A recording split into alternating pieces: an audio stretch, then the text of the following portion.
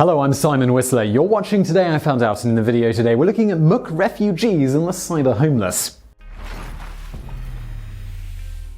With rents for even the smallest quarters exceeding the equivalent of $1,000 monthly, a relatively large number of working-class people in Asia's largest cities have become essentially homeless. Rather than being completely destitute, as many homeless are, a not inconsiderable number of these individuals earn enough to otherwise support themselves outside of being able to afford housing. To solve the problem of lack of funds for more traditional accommodations, many have turned to 24-hour establishments for a place to spend the night and catch a few Z's, including, in particular, McDonald's and Manga cafes. The McDonald's crowd is particularly prevalent in China and Hong Kong, where they are sometimes called McRefugees or McSleepers. Photographs of people slumped over in booths or on tabletops surrounded by the remains of their purchases abound.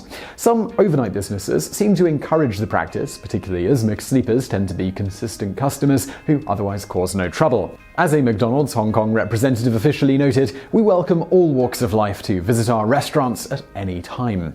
Hong Kong is a particularly difficult place to find affordable housing, as between 2008 and 2015, prices have grown by 130%. Today, according to Expatistan, rent for a 480 square foot studio costs between $1,900 to $3,000 a month. In 2015, Hong Kong was estimated to have around 1,000 McRefugees, though it's noted that official government numbers here are likely massively underestimating the extent of the problem. On that note, the working homeless situation came to the forefront that year, with reports that a middle-aged woman lay dead in McDonald's for 7 hours before anyone bothered to check on her. Employees, they simply thought she was sleeping. Tokyo has a similar issue, with monthly rent for a similarly small studio ranging from 96,000 to 185,000 yen, which is about $850 to $1,640. However, the situation in Japan is somewhat less disheartening, as it appears that its working homeless have cobbled together a somewhat more comfortable combination of all-night businesses in which to sleep. In fact, as far back as 2007,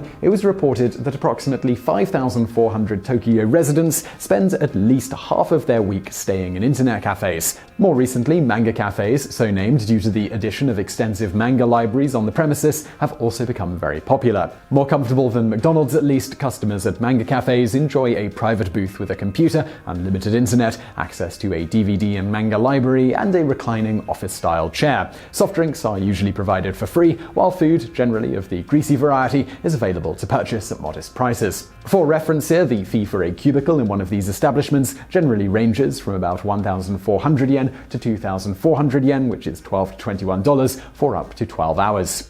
As you can imagine, however, sleeping in such accommodations isn't exactly the most comfortable thing in the world, and chronic back pain tends to be the name of the game for many of these individuals. For those who can afford to splurge on occasion, however, to round out their weeks, some of these cyber homeless rely on other reasonably priced all-night services for a slightly more restful night's sleep, such as capsule hotels. Not for the claustrophobic, for the equivalent of about 3,000 to 6,000 yen, roughly $25 to $50 a night, at a capsule hotel the lodger receives an encapsulated bunk bed, along with access to communal locker rooms and bathing facilities. Another option Tokyo's working homeless sometimes turn to are public baths. These can cost anywhere from a few hundred to a few thousand yen a night, which is roughly a few dollars to $40.